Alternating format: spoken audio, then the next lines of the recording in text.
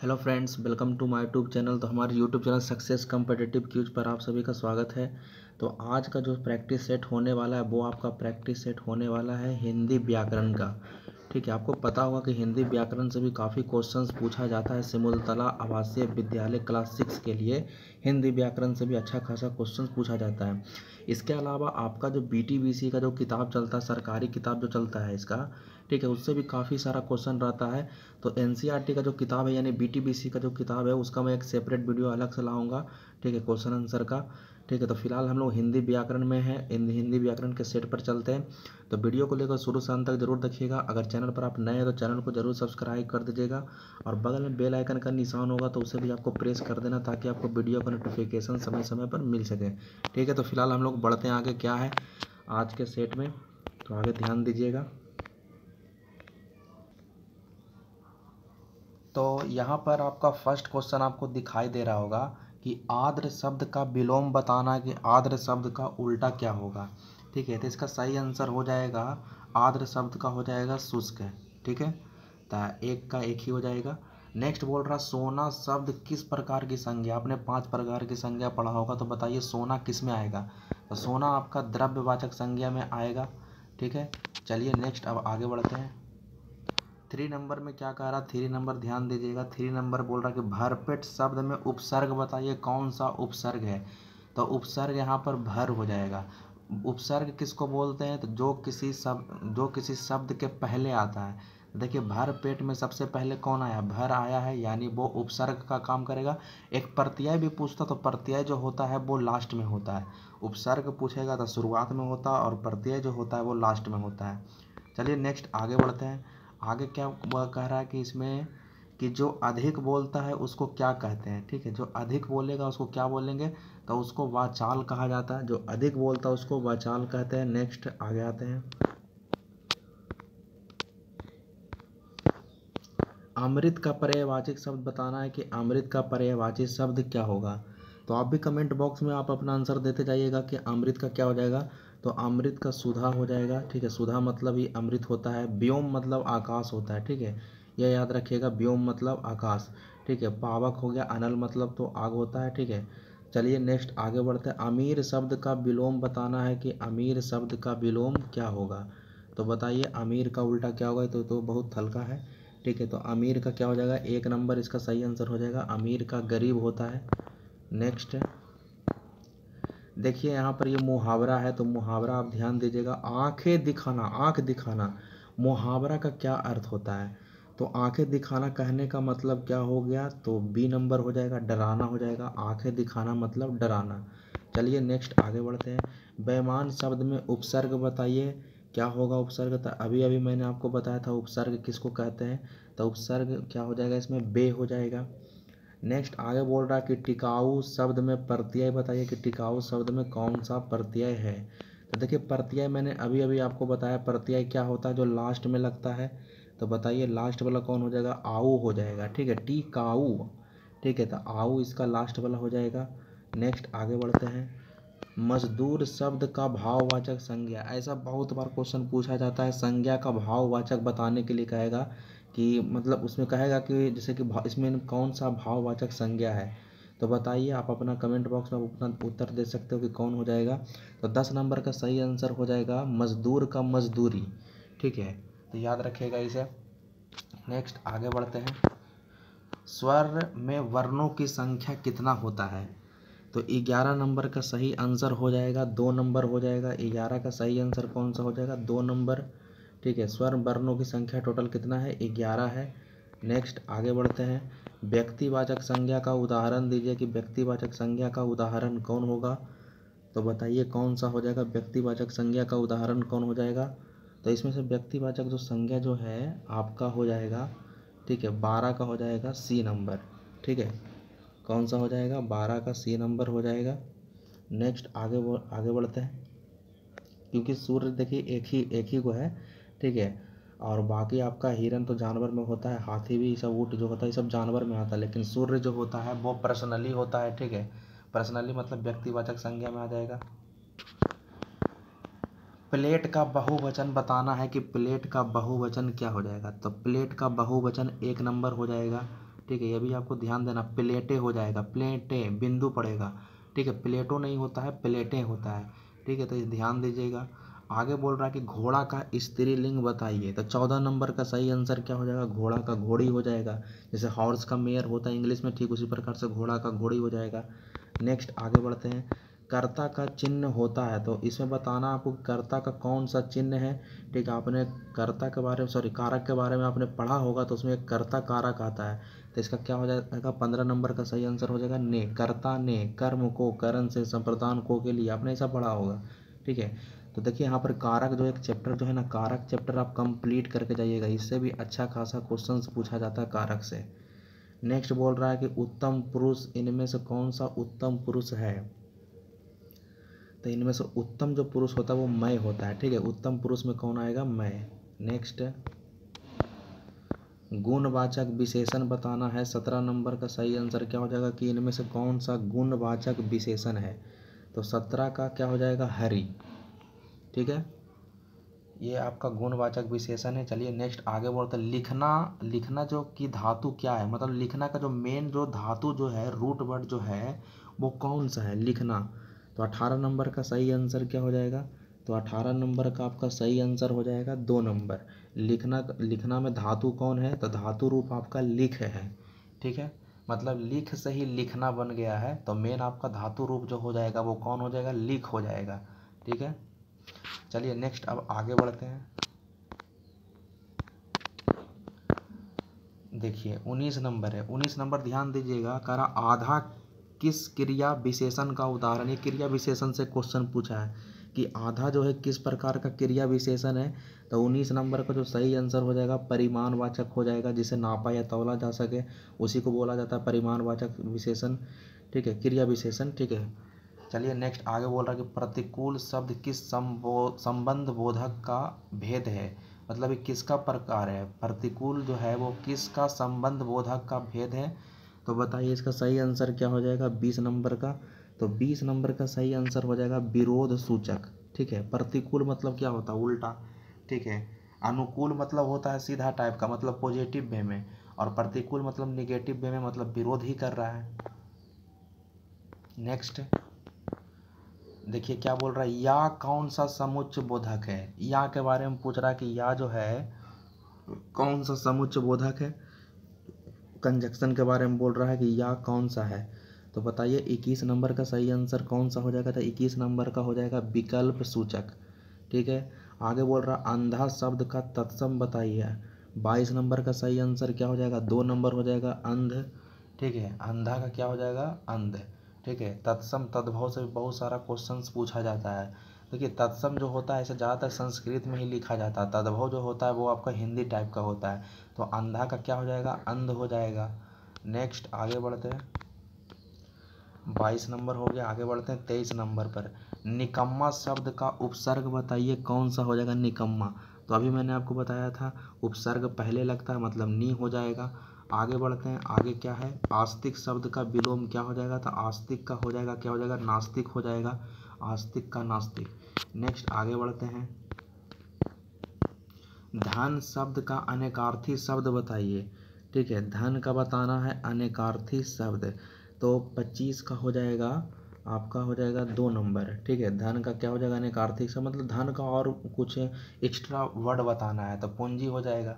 Next आगे क्या बोल रहा, आकाश का पर्यायवाची शब्द बताना है कि आकाश का पर्यायवाची शब्द क्या होगा, ये तो आपका हल्का है, या बता सकते हो, नभ मतलब आकाश होता है। नेक्स्ट जिसका कोई आकार ना हो उसको क्या बोलते हैं, तो इसको बोला जाता है निराकार बोला जाता है, जिसका कोई आकार नहीं हो उसका निराकार। पेट में चूहे कूदना मुहावरा का अर्थ बताइए क्या होगा, पेट में चूहे कूदना, ठीक है, तो बहुत भूख लगना इसका मतलब होता है बहुत भूख लगना। नेक्स्ट आगे 29 नंबर में आपको देना है, आंसर देना है कि भाषा की सबसे छोटी इकाई कौन सा है, तो 29 नंबर का बताइए कमेंट बॉक्स में। 29 का हो जाएगा 3 नंबर हो जाएगा वर्ण हो जाएगा। नेक्स्ट आगे बोल रहा है कि जापान के नागरिक को क्या बोलते हैं, तो जो जापान में रहेगा उसको क्या बोलते हैं, जापानी बोलेंगे, इंडिया वाला को इंडियन बोलते हैं, उसी तरीके से जापान वाला को जापानी बोलेंगे। नेक्स्ट नेक्स्ट बोल रहा है कि योग्य का भाववाचक संज्ञा बताइए। तो योग्य का जो भाववाचक संज्ञा हो जाएगा वो योग्यता हो जाएगा। नेक्स्ट युवा शब्द का भाववाचक संज्ञा बताइए, युवा का क्या हो जाएगा। तो 32 का जो सही आंसर हो जाएगा, थोड़ा सा मैं आगे बढ़ाता हूँ। 32 नंबर में आपको जवाब देना है, क्या हो जाएगा। तो युवा का यौवन हो जाएगा। ठीक है। नेक्स्ट आगे बोल रहा है एक वस्तु का बोध कराने वाले शब्द को क्या बोलते थे। एक वस्तु का बोध कराएगा एक वचन, दो वस्तु का तो बहुवचन, और जो दो से ज़्यादा रहेगा वो बहुवचन जो होगा वो दो से ज़्यादा होगा। द्विवचन मतलब दो गो होगा। एक वचन में एक होगा, दो वचन में दो होगा, दो से ज़्यादा रहेगा तो बहुवचन यानी प्लुरल हो जाएगा। नेक्स्ट कह रहा है कि लिंग जो होता है किसका बोध कराता है। तो 34 नंबर का सही आंसर हो जाएगा ए और बी दोनों। ठीक है, मतलब पुरुष जाति का भी बोध कराता है और स्त्री जाति का भी बोध कराता है। 35 नंबर में आते हैं। 35 नंबर में क्या कह रहा है कि वाक्य में किसी शब्द का दूसरे शब्द से संबंध बताने वाले चिन्ह को क्या बोलते हैं। ठीक है, तो दूसरे से जो रिलेशन बताता है, कोई सेंटेंस लिखा हुआ है तो सेंटेंस में दूसरे शब्द से जो रिलेशन बताता है उसको क्या बोलते हैं। तो 35 का सही आंसर हो जाएगा, ये कारक का ही परिभाषा है, उसको कारक बोलते हैं। नेक्स्ट जैसे कैसे आपका है कि राम ने रावण को मारा, था राम ने, यहाँ पर ने क्या है तो कारक चिन्ह है। ठीक है, तो राम जो है किसको मार रहा है, रावण को, तो रिलेशन बता रहा है, तो उसी को हम क्या बोलते हैं, कारक कहा जाता है। चलिए नेक्स्ट आगे बढ़ते हैं। 36 नंबर बताना है कि से अलग होना चिन्ह कौन सा कारक है। तो इसमें से एक चिन्ह आया है से बताइएगा वो कौन से कारक का उदाहरण है, मतलब से किसका है, वो आपका आंसर देना है। तो 36 नंबर का जो आपका सही आंसर हो जाएगा वो 3 नंबर हो जाएगा, अपादान से। आगे बोल रहा 37 नंबर में में एगो पर है चिन्ह, कौन से कारक है, कौन सा कारक का है। कारक से यहाँ पर बहुत सारा क्वेश्चंस पूछा गया है। तो 37 नंबर में बताइए सही आंसर क्या हो जाएगा। तो ये अधिकरण हो जाएगा, अधिकरण में पर। नेक्स्ट 38 और 39 पर आगे बढ़ते हैं। क्या बोल रहा है कि संज्ञा के स्थान पर प्रयोग होने वाले शब्द को क्या बोलते हैं। तो सर्वनाम कहा जाता है। इसका सही आंसर क्या हो जाएगा, सर्वनाम। आगे बोल रहा है कि यह, वे, ये सारा कौन सा सर्वनाम है। तो बताइए आपने सर्वनाम अगर प्रोनाउन चैप्टर पढ़ा होगा तो आंसर आप कमेंट बॉक्स में दीजिए। इसका सही आंसर क्या हो जाएगा। 39 का जो सही आंसर हो जाएगा वो आपका निश्चयवाचक सर्वनाम हो जाएगा। ठीक है। नेक्स्ट 40 नंबर में आते हैं। 40 नंबर में क्या बोल रहा है, किसने, कोई, कुछ, ये सब किस सर्वनाम का उदाहरण है। तो 40 नंबर का जो सही आंसर हो जाएगा ये अनिश्चयवाचक है। ठीक है, अनिश्चयवाचक। नेक्स्ट बोल रहा है विशेषण शब्द में प्रत्यय है। तो प्रत्यय क्या होता है, लास्ट वाला को ही प्रत्यय बोलते हैं। तो बताइए लास्ट वाला कौन हो जाएगा। तो इसमें लास्ट वाला जो होगा प्रत्यय वाला में वो आपका हो जाएगा प्रत्यय। लास्ट वाला देखिए, लास्ट वाला विशेषण शब्द में प्रत्यय है, अच्छा प्रत्यय बोल रहा है। तो 41 का जो सही आंसर हो जाएगा वो 41 का डी नंबर हो जाएगा। ठीक है। नेक्स्ट आगे बढ़ते हैं।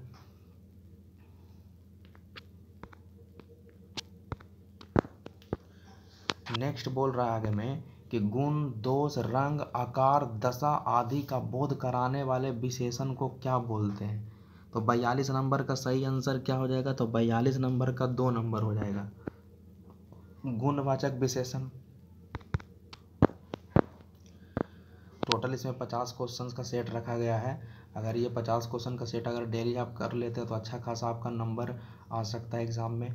नेक्स्ट आगे बोल रहा है कि जिस शब्द से किसी कार्य के करने या होने का बोध होता है तो उसको क्या बोलते हैं, क्रिया कहते हैं। नेक्स्ट आपको ये भी पता होगा ना कि क्रिया कितने प्रकार के होते हैं। तो सकर्मक क्रिया, अकर्मक क्रिया। ठीक है, आगे खैर बढ़ते हैं। कह रहा जिस क्रिया के साथ कर्म आता है। ठीक है, कर्म मतलब क्या होता है, ऑब्जेक्ट। ठीक है, तो जिस क्रिया के साथ कर्म आएगा तो उसे हम क्या कहेंगे। तो 44 नंबर का सही आंसर क्या हो जाएगा। इसे थोड़ा सा मैं आगे बढ़ाता हूँ। तो इसका हो जाएगा जिसके साथ ऑब्जेक्ट आएगा तो उसे बोलते हैं सकर्मक क्रिया। ठीक है, जैसे राम आम खाता है। ठीक है, तो राम आम खाता है, यहाँ पर ध्यान दीजिएगा, ये बहुत क्वेश्चन पूछा जाता है। राम आम खाता है, यहाँ पर आप जवाब खोजिएगा कि राम आम खाता है, तो राम क्या खाता है, तो आम खाता है। तो यहाँ पर ऑब्जेक्ट आ रहा है, क्रिया तो है ही। ठीक है, यहाँ पर कर्ता ये राम है। ठीक है, खाना क्या है, क्रिया है, आम आपका ऑब्जेक्ट है। तो जब आपको जवाब मिल जाए तो वो सकर्मक क्रिया, और जब जवाब नहीं मिलता है तो वो अकर्मक क्रिया हो जाएगा। जैसे मैंने खाया, क्या खाया, तो पता नहीं चल रहा क्या खाया, तो वहाँ पर अकर्मक क्रिया हो जाएगा। लेकिन राम आम खाता है, तो क्या खाता है, तो आम खाता है, तो ये सकर्मक क्रिया हो जाएगा।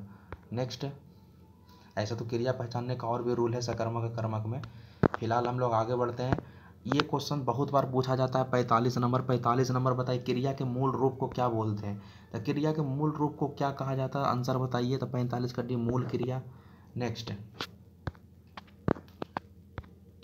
नेक्स्ट आगे क्या बोल रहा है, जिन शब्दों पर लिंग, वचन तथा काल से कोई परिवर्तन नहीं होता है, कोई चेंज ही नहीं होता है, कोई प्रभाव नहीं पड़ता है, तो उसको क्या कहेंगे। तो बताइए 46 नंबर का सही आंसर क्या हो जाएगा। तो 46 नंबर का हो जाएगा सर्वनाम। ठीक है, 46 नंबर का सही आंसर क्या हो जाएगा, 46 नंबर का सी हो जाएगा। नेक्स्ट, कह रहा दो वाक्यांशों या वाक्यों को जोड़ने वाले शब्द को क्या बोलते हैं। तो जो जोड़ने का काम करेगा उसे क्या बोलते हैं। इंग्लिश में तो खैर बोलते हैं कंजक्शन बोलते हैं, और हिंदी में क्या बोलेंगे, तो उसे बोलेंगे समुच्चय बोधक। ठीक है, उसी को कंजक्शन बोला जाता है। आगे बोल रहा है कि क्रिया के होने के समय को क्या कहेंगे। क्रिया के होने के समय को हम क्या कहेंगे। तो 48 नंबर का जो सही आंसर हो जाएगा वो हो जाएगा काल हो जाएगा। ठीक है, क्रिया के होने का जो समय जो होता है, मतलब क्रिया जिस समय में हो रहा है उसको हम काल बोलेंगे। ठीक है, चलिए नेक्स्ट अब दो क्वेश्चन और है। कह रहा काल कितने प्रकार के होते हैं, वो आपको जवाब देना है। ऑप्शन के थ्रू आपको जवाब देना है कि कितना प्रकार के होता है। तो बताइए काल कितना होता था। काल आपका ऐसे तो आपका जो मेन जो होता है वो 3 ही होता है। ठीक है, तो 49 का 3 हो जाएगा। ठीक है, वर्तमान काल, भूतकाल और भविष्य काल। आगे और भी होता है, ठीक है, लेकिन जो मेन जो आपका होता है वो 3 ही प्रकार का होता है। और आज का बस लास्ट क्वेश्चन है, आज के सेट का लास्ट क्वेश्चन है 50, ये 50 नंबर का सेट है। तो ये आप बताइए इसका सही आंसर क्या हो जाएगा। बताइए 50 में बोल रहा बीते हुए समय को क्या बोलते हैं। जो समय बीत चुका है तो उसे हम क्या बोलेंगे। तो वो चला जाएगा किस में, वो चला जाएगा भूतकाल। किस में चला जाएगा, भूतकाल मतलब पास्ट में। वो किस में चला जाएगा, तो वो पास्ट में चला जाएगा। ठीक है, भूत में। ठीक है, तो ये आपका सेट कंप्लीट हो चुका है। ठीक है, आई होप ये आपका सेट अगर पसंद आया तो ज़रूर आप कमेंट बॉक्स में अपना प्रतिक्रिया दीजिएगा कि सेट आपको कैसा लगा। ठीक है, बाकी और सब सब्जेक्ट का आगे मैं मैथ का भी लाऊंगा। मैथ का भी वीडियो मैंने नहीं लाया तो मैथ का मैं लाऊंगा। ठीक है, और जैसा आपको सोशल साइंस वगैरह ये सब का प्रैक्टिस चल रहा है, तो ठीक उसी प्रकार से ये सब चलते रहेगा।